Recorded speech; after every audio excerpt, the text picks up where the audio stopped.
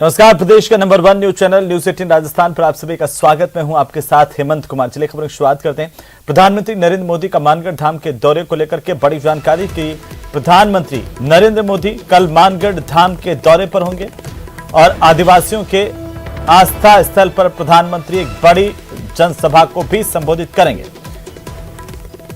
और इस खास मौके पर सीएम अशोक गहलोत भी मौजूद होंगे। आपको बता दें कि प्रधानमंत्री के दौरे की तमाम तैयारियां पूरी कर ली गई हैं और इसे लेकर के लगातार पिछले कई दिनों से चर्चाएं उनके दौरे को लेकर के। प्रधानमंत्री मानगढ़ धाम पहुंचेंगे, यहां पर शहीदों को नमन करेंगे। आदिवासियों के आस्था स्थल पर प्रधानमंत्री बड़ी सभा को संबोधित करेंगे और इस खास मौके पर सूबे के मुखिया अशोक गहलोत भी मौजूद होंगे। सीएम अशोक गहलोत इसे लेकर उदयपुर पहुंच गए हैं। कल मानगढ़ धाम पर आयोजित कार्यक्रम में मौजूद होंगे सीएम प्रधानमंत्री के साथ। और प्रधानमंत्री के दौरे को लेकर के मुख्यमंत्री अशोक गहलोत ने क्या कुछ कहा है वो आप सुनिए।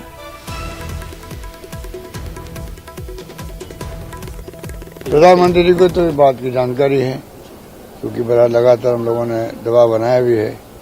प्रधानमंत्री ने अभी वीडियो कॉन्फ्रेंसिंग की है चीफ सेक्रेटरी राजस्थान, गुजरात, मध्य प्रदेश के साथ में। तो राष्ट्रीय स्मारक बनाने की तरफ कुछ कदम आगे बढ़े हैं, इस बात का हमें संतोष है। और मैं उम्मीद करता हूं कि कल जो आ रहे हैं प्राइम मिनिस्टर मोदी जी, तो इसके ऊपर जरूर वो कुछ घोषणा करेंगे, ये हम उम्मीद करते हैं। क्योंकि हमने उनको ऑफर किया कि जो जमीन वगैरह है उसमें हमने ऑफर की है और अधिक आवश्यकता होगी तो और दे देंगे, तो अच्छा स्मारक बने। क्योंकि आदिवासियों की जो सेक्रेटरीज है वो लोगों के जहन में नहीं है, पता ही नहीं लोगों को।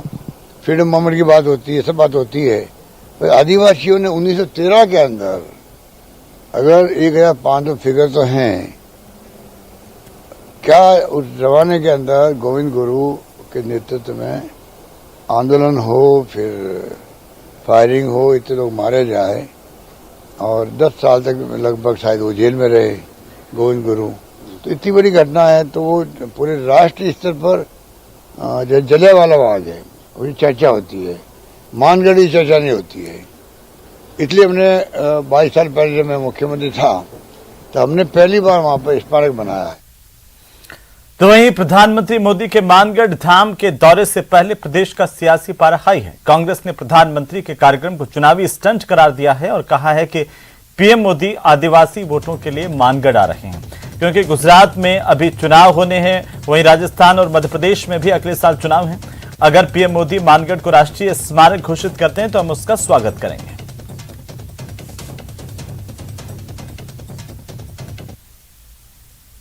जगह को जो हमारे सबके लिए श्रद्धा का स्थान है, उसको आज वो घोषणा करने के लिए क्यों आ रहे हैं, इसके पीछे यही हम कहना चाह रहे हैं कि देश के प्रधानमंत्री और देश में चल रही सत्ता के लोगों का केंद्र बिंदु केवल और केवल वोट है, उसके अलावा कुछ भी नहीं है। फिर भी अगर देश के प्रधानमंत्री आकर के अगर राजस्थान में कोई घोषणा करते हैं, कुछ दे करके जाते हैं, तो हम सब लोग स्वागत करेंगे उनका। हर चीज चुनाव में जाए, वो सांस भी लेते हैं तो ये सोच के लेते हैं कि इस सांस लेने का चुनाव में क्या असर पड़ेगा, वोटों पे क्या असर पड़ेगा। ऐसा कुछ नहीं करते। निर्णय चाहे कितने ही अच्छे हों, कितने सख्त हों, जो करने चाहिए वो निर्णय नहीं करते, सिर्फ और सिर्फ चुनाव की दृष्टि से निर्णय करते हैं। जब वोट मांगने आए थे उसके बाद पहली बार आ रहे हैं, तो प्रधानमंत्री जी आपने राजस्थान से बड़े बड़े वादे किए थे। पिछली मीटिंग में आपने कहा था ईआरसीपी के मुद्दे पर आपका वीडियो चल रहा है, तो 13 जिलों को तो पानी दे दो, आटे दाल चावल से आप टैक्स हटा लो। यदि आप टैक्स नहीं हटाते हो तो देश ये मानेगा कि ये भारत की जो बीजेपी की सरकार है, आपके नेतृत्व में काम कर रही है प्रधानमंत्री जी, वो अंग्रेजों के रास्ते पर चल रही है।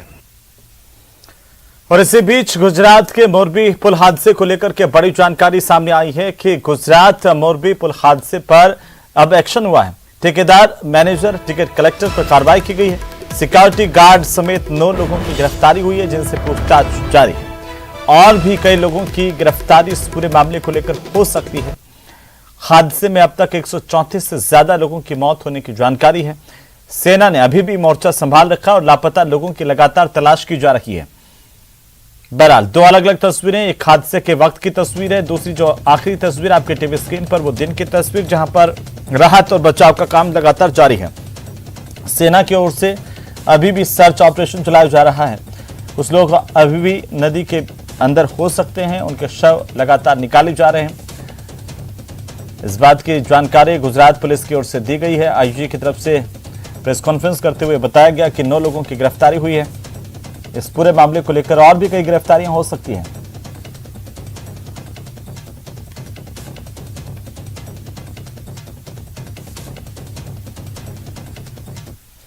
तो वहीं प्रधानमंत्री नरेंद्र मोदी ने उच्च स्तरीय बैठक मोरबी मामले को लेकर के की है। मोरबी ब्रिज हादसे पर प्रधानमंत्री ने बैठक लेते हुए कई निर्देश दिए हैं।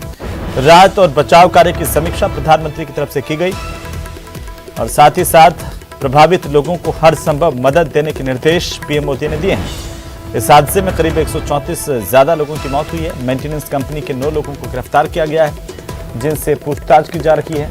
एक जिम्मेदारी तय करने की कोशिश की गई कि आखिरकार किसकी लापरवाही से ये इतना बड़ा हादसा हुआ, आखिर भविष्य में इस तरह के हादसों को कैसे रोका जाए, ये सरकार का एक अहम कदम होगा।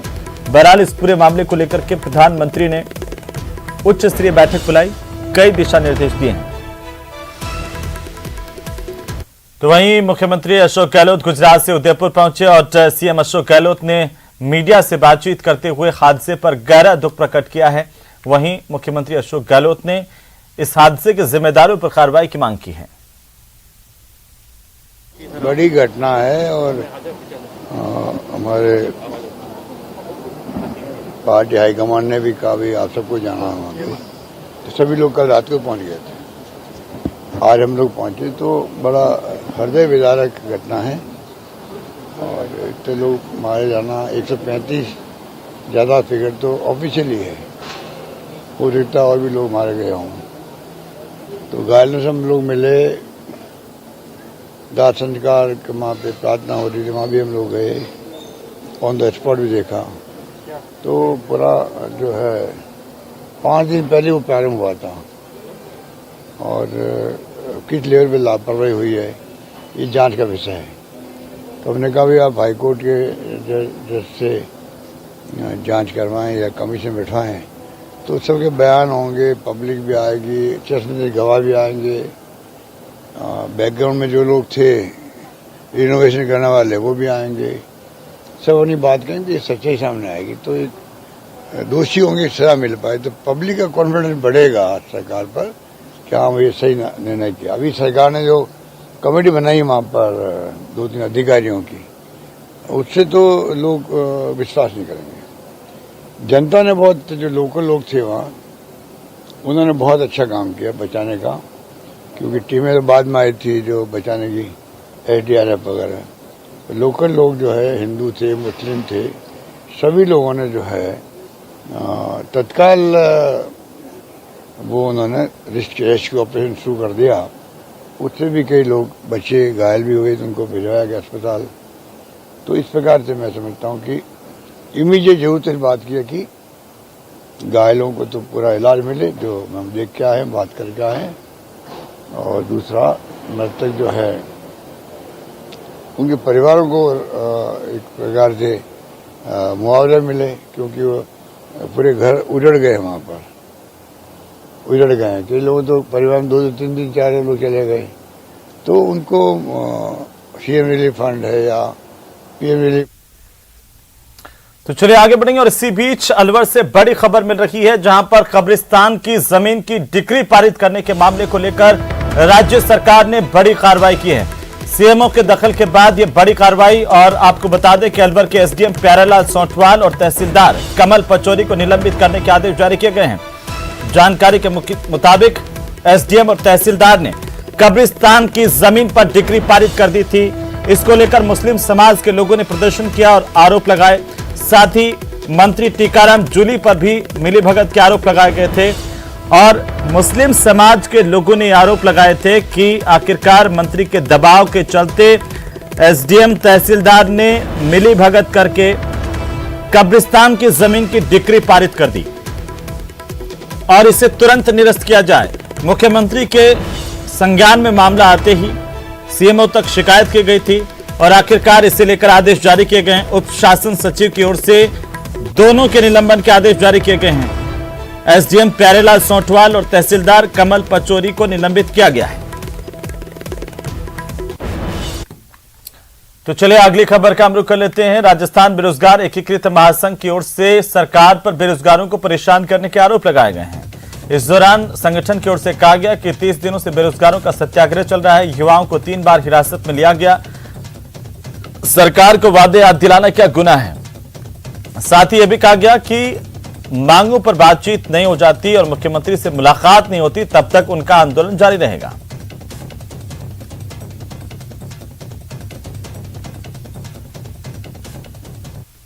20 सूत्रीय मांगों को लेकर गुजरात अहमदाबाद में 30 दिन से सत्याग्रह जारी है। इस सत्याग्रह के दौरान 3 बार युवा बेरोजगारों को गिरफ्तार किया गया। 8 अक्टूबर को 6 घंटे तक हिरासत में रखा गया।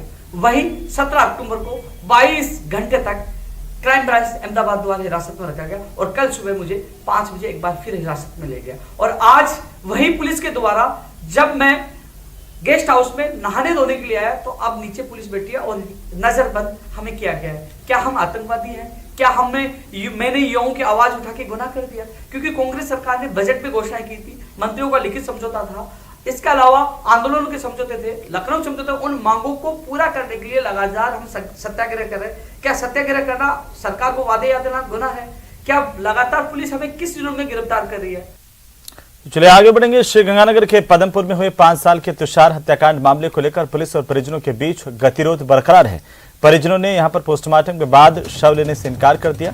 वहीं पुलिस अधिकारी रामकेश मीणा को हटाने की भी मांग की गई और इसे लेकर देर शाम को धरने पर परिजन बैठ गए। श्रीगंगानगर के राजसिंह नगर एडिशनल एसपी बनवारीलाल मीणा समझाइश के लिए अस्पताल पहुंचे, जहां परिजनों के साथ स्थानीय लोगों ने भी उनका विरोध किया और महिलाओं ने एडिशनल एसपी की गाड़ी का घेराव किया। जबरन गाड़ी का दरवाजा खोलना चाहा, मजबूरन पुलिस अधिकारियों को मौके से वापस लौटना पड़ा।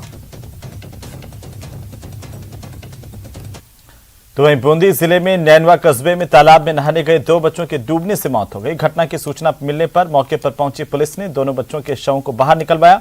दोनों मृतकों की पहचान सोनू और आशीष के तौर पर की गई है।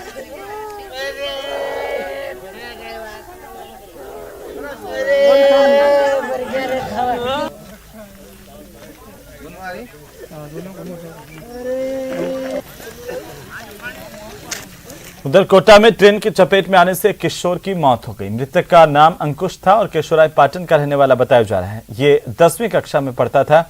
मृतक शनिवार को रात में खाना खाकर घूमने निकला था। पुलिस ने मृतक के शव को मोर्चरी में रखवाया, जांच जारी है।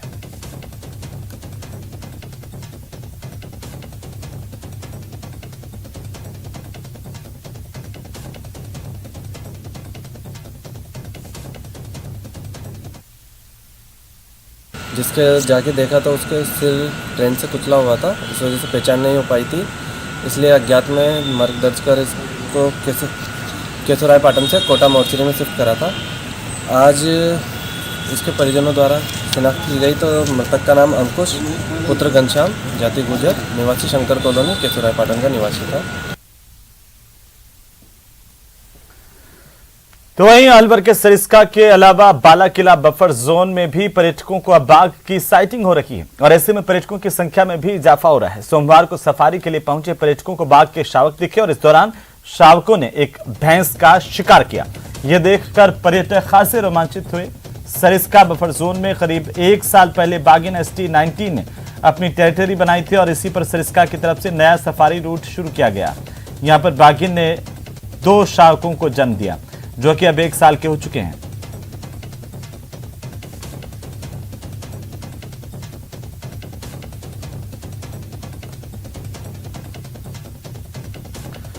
तो वहीं बाड़मेर जिला कलेक्टर लोकबंधु ने इंदिरा रसोई का निरीक्षण किया है। जिला कलेक्टर की ओर से लाइन में खड़े रहकर आम लोगों की तरह से टोकन कटवाया गया और इंदिरा रसोई में भोजन किया गया। जिला कलेक्टर ने भोजन की गुणवत्ता जांच की। जिला कलेक्टर लोकबंधु ने कहा है कि खाने की क्वालिटी अच्छी है। उन्होंने आम लोगों से भी अपील करते हुए कहा कि बर्थडे, शादी की सालगिरह समेत अन्य मौकों पर इंदिरा रसोई में जरूरतमंद लोगों को भोजन करवाएं।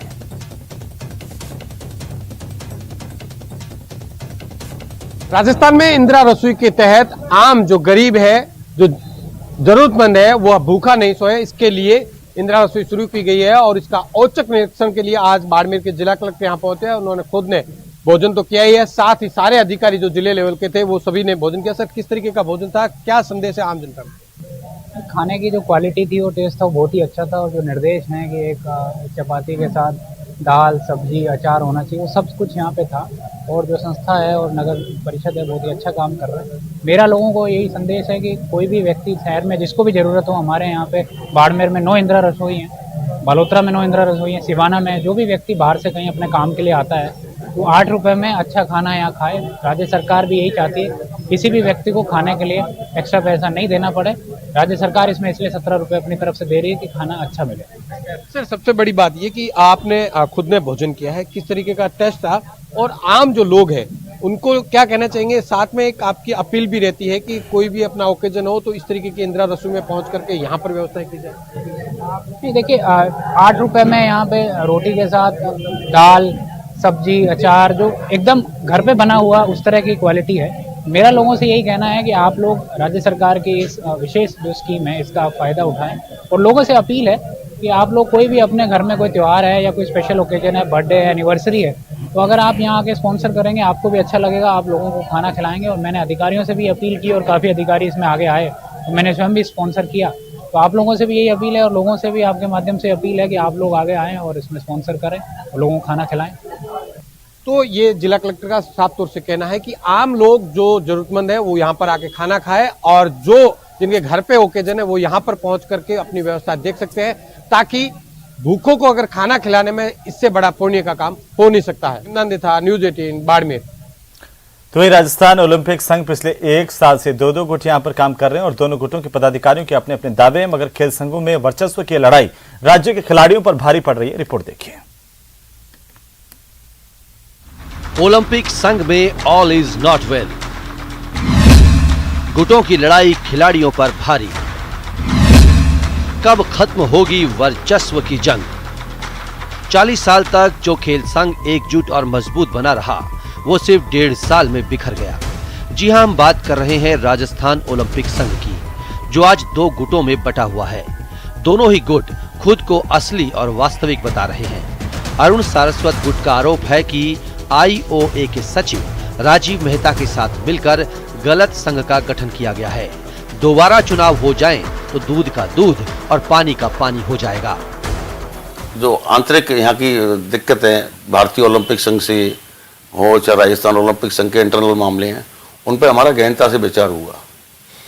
चूंकि राजस्थान ओलंपिक पिछले 40 सालों से बहुत स्मूथली चल रही थी। हमारे तत्कालीन प्रेसिडेंट जनार्दन सिंह जी गहलोत की डेथ के बाद कुछ ऐसे पदलोलुप 8-10-12 लोगों ने इसको खंडित करने की कोशिश की, लेकिन चूंकि 80% मेजोरिटी सब एकजुट थी, तो अब उन्होंने क्या ऐसे करने में तो वो सफल नहीं हुए, लेकिन उन्होंने समांतर रूप से एक अलग से दुकान चलाना चालू कर दिया है। वहीं दूसरी ओर राम अवतार सिंह जाखड़ की अध्यक्षता वाले ओलंपिक संघ को ये स्वीकार नहीं है। अनिल व्यास गुट खुद को सही ओलंपिक संघ मानता है। व्यास गुट का कहना है कि नेशनल गेम्स में हमारे बैनर तले टीमें खेल कर आई, हमें किसी को सबूत देने की जरूरत नहीं। किसी भी संस्था की वैधानिकता के मामले में उस क्षेत्र की जो एपेक्स बॉडी होती है, उससे जो मान्यता प्राप्त संस्था होती है, उसी का महत्व है और किसी का महत्व है नहीं। राजस्थान ओलंपिक संघ के मामले में इंडियन ओलंपिक एसोसिएशन ने जिनको मान्यता दे रखी है, वो आप राजस्थान ओलंपिक संघ की वेबसाइट पे भी देख लेंगे तो आपको पदाधिकारियों की सूची वहाँ मिल जाएगी। उसमें मैं चेयरमैन हूँ, राम अवतार जाखड़ अध्यक्ष हैं और दाऊद खान एक्टिंग सेक्रेटरी हैं। दोनों ओलंपिक संघों के पदाधिकारियों के अपने अपने दावे हैं। दोनों ही गुट खुद को सही बता रहे हैं, तो गलत है कौन? वर्चस्व की जंग में खिलाड़ी पिस रहे हैं। अब देखना होगा कि भारतीय ओलंपिक संघ और कोर्ट इस दंगल का फैसला किसके हक में करते हैं। न्यूज़ 18 राजस्थान के लिए जयपुर से महेश दाधीच की रिपोर्ट। तो वही राज्य महिला आयोग के अध्यक्ष रियाना रियाज एक दिन के दौरे पर भीलवाड़ा पहुंची। यहां पर उनका कांग्रेस कार्यकर्ताओं ने सर्किट हाउस में स्वागत किया। रियाना रियाज ने जिला कलेक्टर आशीष मोदी, अतिरिक्त पुलिस अधीक्षक सहाड़ा गोवर्धन सिंह, एसडीएम पूजा सक्सेना, बाल कल्याण समिति के सदस्य फारूक खान पठान समेत अन्य पदाधिकारियों से पंडेर मामले पर चर्चा की। इस दौरान उन्होंने कहा कि पंडेर का घटनाक्रम 2019 का, जिसे अभी हाईलाइट किया जा रहा है। इसके साथ ही उन्होंने प्रदेश में कुप्रथा को लेकर कहा कि हमारी टीम ग्रामीण क्षेत्र में घर घर जाकर महिलाओं को उनके हक के बारे में जानकारी देती है।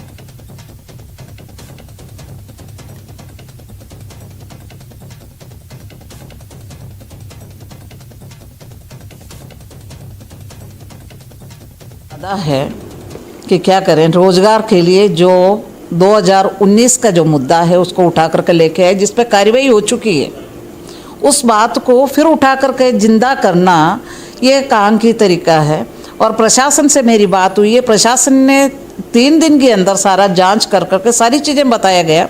ये 19 का कोई नई मसला तो है ही नहीं, उस पर कार्रवाई हो चुकी है। बाकी तो कोर्ट के अधीन है, कोर्ट जो फैसला लेगा तो वो कोर्ट ही लेगा, उसमें तो हमारा या प्रशासन का कोई हस्तक्षेप नहीं है। तो काम तो अच्छा किया है। 2019 में जैसे ही पता लगा है, इन्होंने सबने प्रशासन ने कार्रवाई की है। 25 लोगों को गिरफ्तार किया गया है, उनका ट्रायल चल रहा है, अभी भी कोर्ट में ट्रायल चल रहे हैं। मुझे बताया गया 25 में से उन गिरफ्तार 25 में से 4 की मृत्यु हो चुके हैं, बाकी 21 लोगों के ऊपर कार्रवाई चल। इस तरह की चीज़ें नहीं होना चाहिए। दुनिया हमारे पर हंसते इस तरह के प्रथाओं के बारे में सुन करके, ये बहुत शर्मिंदगी का कारण है। ऐसी चीज़ें नहीं होना चाहिए। ये थे हमारे साथ महिला आयोग की अध्यक्ष रेहना चिश्ती, जिन्होंने कहा कि पंडेर वाले मामला 2019 का है। वीडियो जर्नलिस्ट अंकुर सनाटे के साथ राहुल कौशिक, न्यूज़ 18 भिलवाड़ा। और इसी के साथ ही बुलेटिन में फिलहाल इतना ही। नमस्कार।